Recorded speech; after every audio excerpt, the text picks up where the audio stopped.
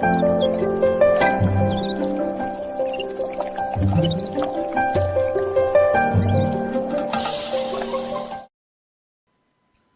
The lord. దేవునికి స్తోత్రం. ప్రభునందు ప్రియమైనటువంటి దేవుని బిడ్డలైన మీ అందరికీ కూడా హృదయపూర్వకమైన వందనాలు తెలియజేస్తున్నాను. ఉదయ కలశంలో దేవుని యొక్క అనుదిన వాక్యాన్ని మనం చూద్దాం.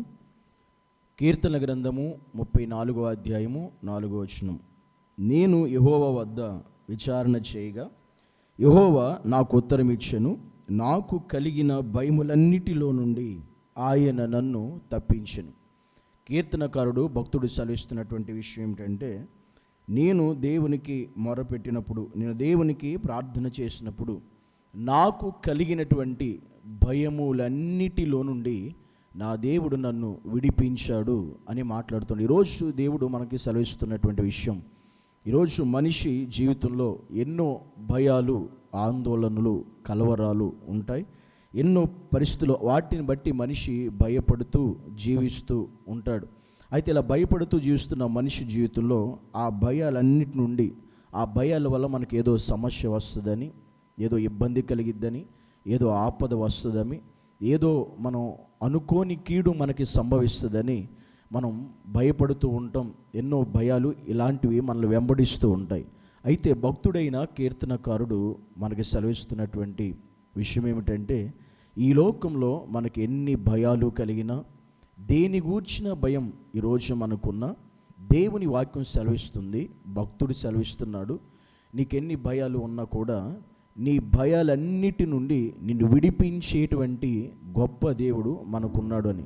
ఎందుకంటే మనిషికి తన జీవితంలో భయాలు అనగా ఎన్ని రకాలుగా ఉంటాయంటే, మనిషికి ఎక్కువగా ప్రాణ భయం ఉంటుంది.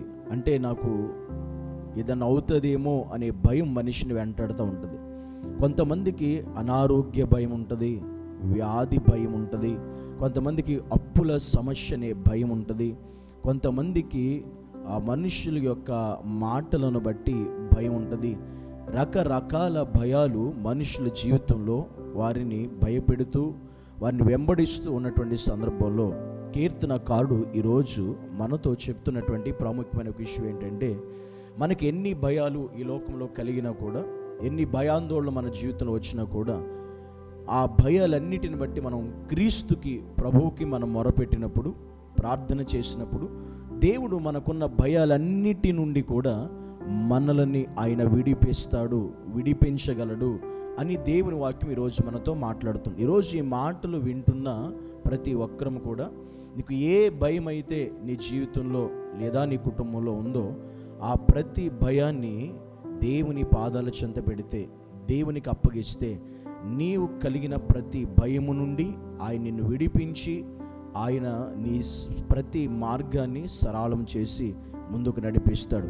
కనుక మన భయములన్నిటి నుండి విడిపించగలిగే దేవుని వైపు మనం తిరగాలి, ఆ దేవునికి మనం మెరపెట్టాలి, ఆ దేవుని నామం పేరిట మనం ప్రార్థన చేయాలి. అలా చేసినప్పుడు నీ భయాన్ని తొలగించడానికి నా యేసయ్య ఎల్లప్పుడూ సంసిద్ధుడిగా ఉన్నాడు అనే ఒక విషయాన్ని ఈరోజు ఒక దైవజనుడిగా నేను ఈ విషయాన్ని నీకు తెలియజేస్తున్నాను. కనుక ప్రతి ఒక్కరూ కూడా నీకున్న భయాన్ని విడిచిపెట్టి ఆ భయాన్ని తొలగించే యేసును హత్తుకొని ఉండే కృప దేవుడు మనందరికీ కూడా అనుగ్రహించి సహాయము చేయునుగాక. ఆమేన్. పరిశుద్ధుడైన తండ్రి, నీకు వందనాలు యేసయ్య. నీ సన్నిధానంలో ఈరోజు మనిషిని ప్రభు ఎన్నో భయాలు వెంటాడుతూ ఉండగా, మాకు కలిగిన భయములన్నిటి నుండి నువ్వు మమ్మల్ని విడిపించగలిగిన గొప్ప దేవుడు అని నమ్మి నేను ఆరాధిస్తుండగా, ఈరోజు ఈ మాటలు వింటున్న ప్రతి సహోదరిని, ప్రతి సహోదరుని కూడా దర్శించు దేవా. వారికి ఏ భయాలు అయితే వారిని, వారి కుటుంబాన్ని వెంబడిస్తున్నాయో వాటన్నిటి నుండి విడిపించి నీ విడుదల వారికి దయచేసి సహాయం చేసి నెమ్మది సమాధానముతో నింపమని యేసు క్రీస్తు ఉన్నతమైన నామమును బట్టి ప్రార్థించి అడిగి వేడుకుంటున్నాము పరమ తండ్రి. ఆమేన్.